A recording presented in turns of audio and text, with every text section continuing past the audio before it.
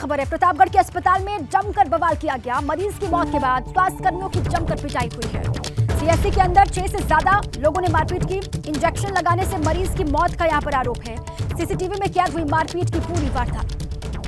ये बड़ी खबर, प्रतापगढ़ से अस्पताल में जमकर बवाल किया गया। मरीज की जान गई, मरीज की मौत, जिसके बाद स्वास्थ्य कर्मियों की पिटाई यहां पर की गई। सीएचसी के अंदर 6 से ज्यादा लोगों ने मारपीट की है। मारपीट का ये फुटेज आपके सामने। इंजेक्शन लगाने से मरीज की मौत का आरोप ये लोग लगाते हुए अंदर दाखिल हुए और इस तरीके से मारपीट की। सीसीटीवी में पूरी घटना कैद हो गई है। किस तरीके से यहाँ पर कुछ लोग दाखिल होते हैं, 6 से ज्यादा इनकी संख्या बताई जा रही है और स्वास्थ्य कर्मियों को इस तरीके से पीटा जाता है।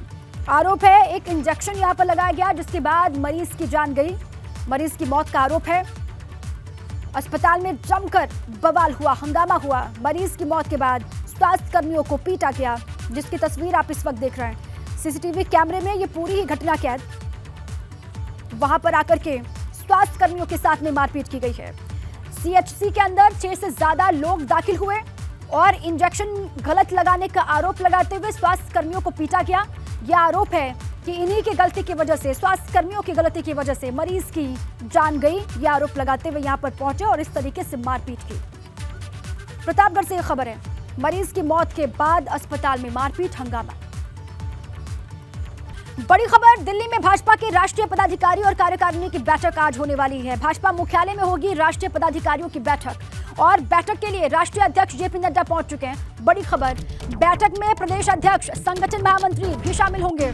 शाम 4 बजे से राष्ट्रीय कार्यकारिणी की बैठक भी शुरू होगी। अभी पदाधिकारियों की बैठक जो है वो शुरू हो चुकी है। यह अपडेटेड खबर है दिल्ली से। बड़ी खबर, बैठक में शामिल हो रहे हैं राष्ट्रीय अध्यक्ष जेपी नड्डा, वो पहुंच चुके हैं। ये कहा जा रहा है दोपहर 2 बजे तक ये बैठक चलने वाली है। राष्ट्रीय पदाधिकारियों की बैठक 2 बजे तक चलेगी। प्रदेश अध्यक्ष इसमें मौजूद रहेंगे, संगठन महामंत्री भी शामिल होंगे और उनके साथ में चर्चा की जाएगी। भाजपा मुख्यालय में ये बैठक शुरू हो चुकी है। ये बड़ी खबर है।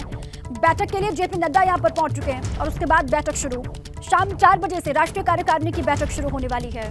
यूपी, उत्तराखंड के सीएम समेत कार्यकारिणी के जो तमाम मेंबर्स हैं वो शामिल होंगे राष्ट्रीय कार्यकारिणी की बैठक में। भाजपा राष्ट्रीय कार्यकारिणी की बैठक एनडीएमसी कन्वेंशन सेंटर में होने वाली है। राज्यों के चुनाव, लोकसभा चुनाव की तैयारी पर मंथन किया जाएगा। संगठन विस्तार के साथ साथ जनता के मुद्दों को लेकर भी मंथन होगा। कार्यकारिणी के दौरान पीएम मोदी का संबोधन भी होगा। गुजरात में बम्पर जीत के लिए संगठन की तरफ से पीएम मोदी का स्वागत भी किया जाएगा। धन्यवाद प्रस्ताव को पेश भी किया जाएगा। ये भी खबर है। अभी जानकारी है कि राष्ट्रीय पदाधिकारियों की जो बैठक वो शुरू हो चुकी है भाजपा मुख्यालय में। जेपी नड्डा इस बैठक की अध्यक्षता कर रहे हैं। उनके भाषण से ही इसकी शुरुआत होगी और उसके बाद शाम को 4 बजे से राष्ट्रीय कार्यकारिणी की बैठक शुरू हो जाएगी। यह पदाधिकारियों वाली बैठक 2 बजे तक चलनी है। उसके बाद शाम को 4 बजे का वक्त है जब कार्यकारिणी की बैठक शुरू होगी।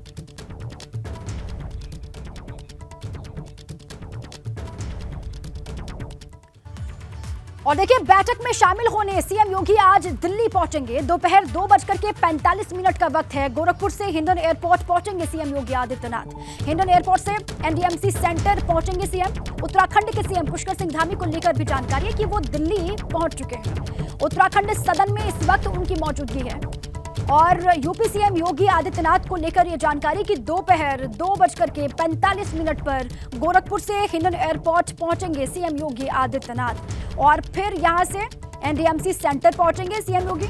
और उत्तराखंड के सीएम को लेकर खबर यह है कि वो पहुंच चुके हैं दिल्ली। उत्तराखंड सदन में इस वक्त उनकी मौजूदगी है।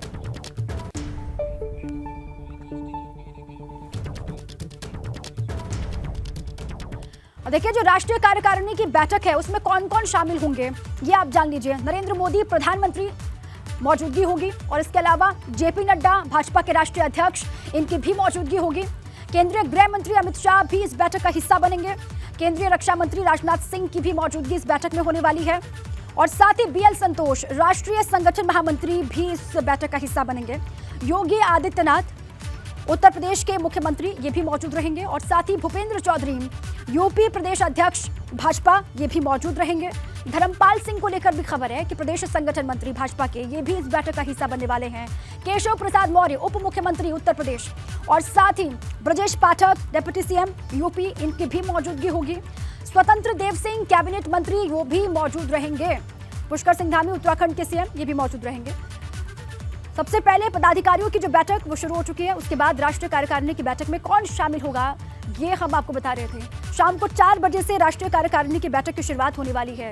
इस बैठक की शुरुआत भी जेपी नड्डा के भाषण के साथ होगी और कल पीएम मोदी के समापन संबोधन के साथ ही ये कार्यकारिणी की जो बैठक है वो कल शाम को खत्म हो जाएगी। तमाम जो अलग अलग राज्यों में चुनाव होने वाले हैं उन चुनावों के मद्देनजर और फोकस देखिए 2024 का लोकसभा चुनाव, इन्हीं मसलों को लेकर इस बैठक में चर्चा होगी और राय ली जाएगी। तमाम पदाधिकारी और कार्यकारिणी के जो मेंबर्स हैं वो बैठक का हिस्सा बनेंगे।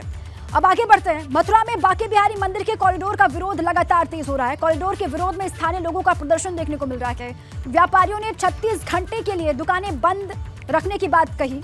गोस्वामी समाज की महिलाओं का भी प्रदर्शन लगातार जारी है। देर रात कैंडल मार्च यहां पर निकाला गया, विरोध को जाहिर किया गया।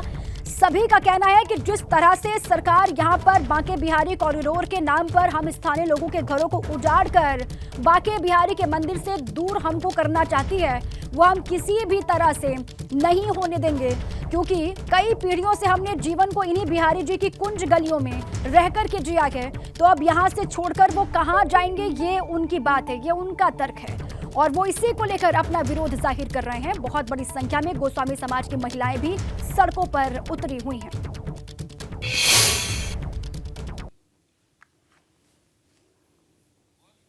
यहाँ कॉरिडोर बिल्कुल नहीं बनना चाहिए। यहाँ के भक्तों को, ब्रिजवासियों को, सबकी आस्था को ठेस लग रही है। पहले भी व्यवस्था थी और आज भी व्यवस्था, ये क्या व्यवस्था है इनकी? अब देखिए, स्थानीय महिलाएं लगातार गुस्सा यहाँ पर जाहिर कर रही हैं। कॉरिडोर का विरोध किया जा रहा है।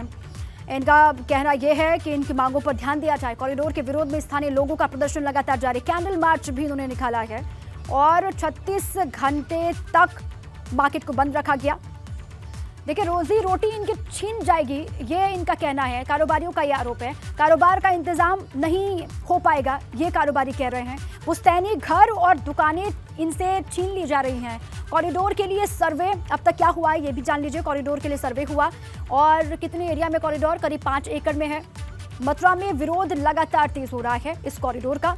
बांके बिहारी मंदिर कॉरिडोर का विरोध किया जा रहा है।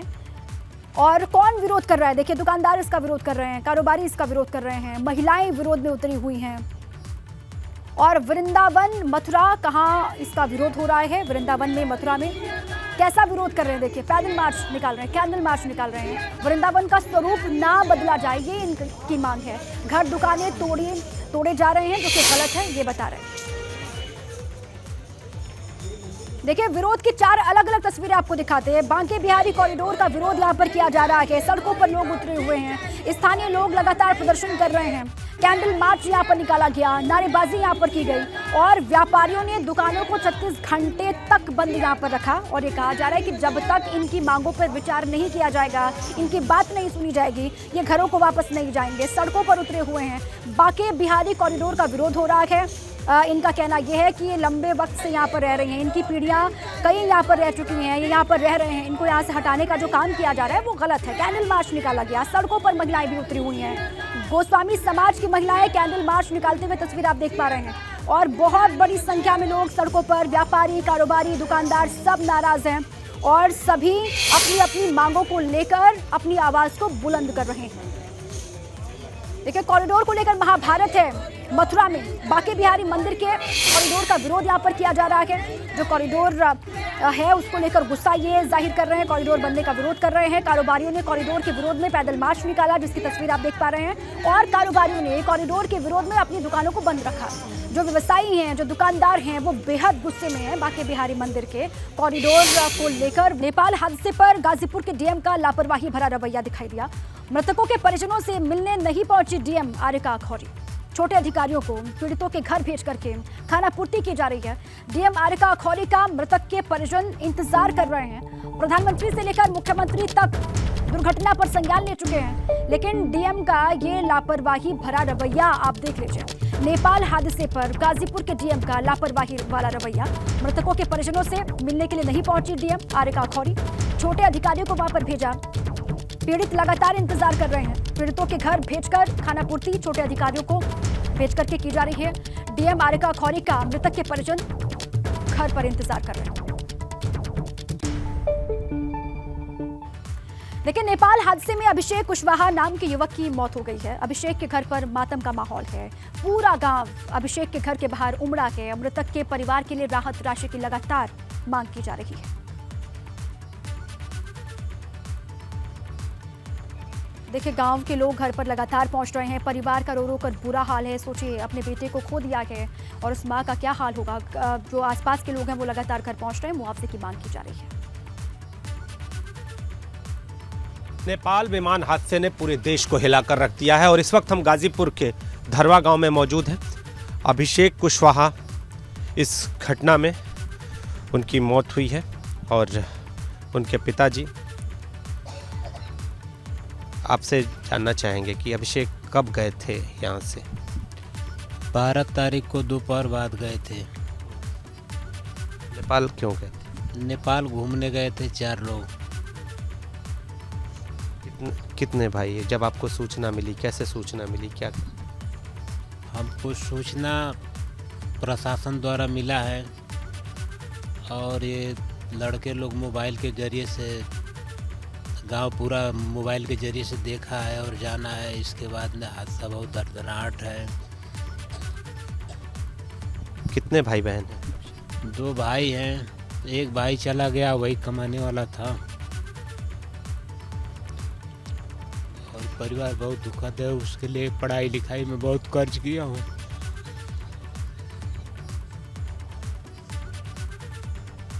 शादी हुई थी अभिषेक? उसकी अभी शादी नहीं हुआ था, बड़े का शादी हुआ था। तो क्या मांग करते हैं? सरकार और प्रशासन से क्या मांग करते हैं? शासन प्रशासन से यही मांग करता हूँ कि मेरे जो है ये दुखद का अनुदान मिले, जो हमारा परिवार शांति मिले और उसको मैं अपने किए कराया करिश्मा को थोड़ा शांति मिले। प्रयागराज से बड़ी खबर है। प्रयागराज के माघ मेले में इस्लामिक साहित्य बेचे जाने पर घमासान छिड़ा हुआ है। साहित्य बेचने की आड़ में इस्लाम धर्म के प्रसार का आरोप लगा है। भाजपा एमएलसी निर्मला पासवान ने मेला अधिकारी से शिकायत की है। मेला अधिकारी से शिकायत करके कार्रवाई किए जाने की मांग की गई है। इस्लाम धर्म का प्रचार प्रसार करने की साजिश हो रही है, निर्मला पासवान कह रही है। ये बड़ी खबर प्रयागराज से। इस वक्त माघ मेला चल रहा है। माघ मेले में इस्लामिक साहित्य बेचे जाने पर घमासान। साहित्य बेचने की आड़ में इस्लाम धर्म के प्रसार का आरोप लग रहा है। भाजपा एमएलसी निर्मला पासवान ने मेला अधिकारी से इस पूरे ही मामले पर शिकायत की है और मेला अधिकारी से कार्रवाई किए जाने की मांग की है।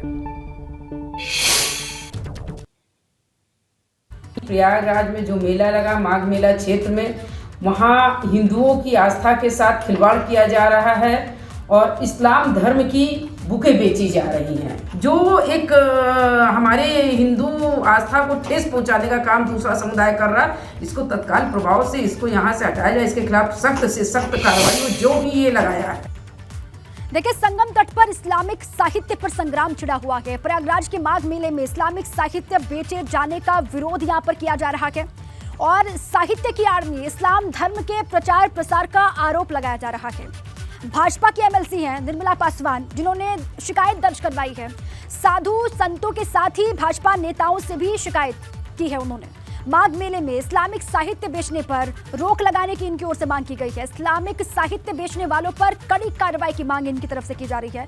इस्लामिक साहित्य बेचने के पीछे बड़ी साजिश का आरोप लगाया गया और भाजपा की एमएलसी ने सीएम योगी से इस बाबत शिकायत की बात कही है।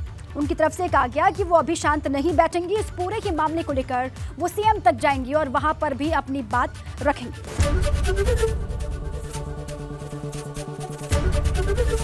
एबीपी गंगा, खबर आपकी, जुबान आपकी।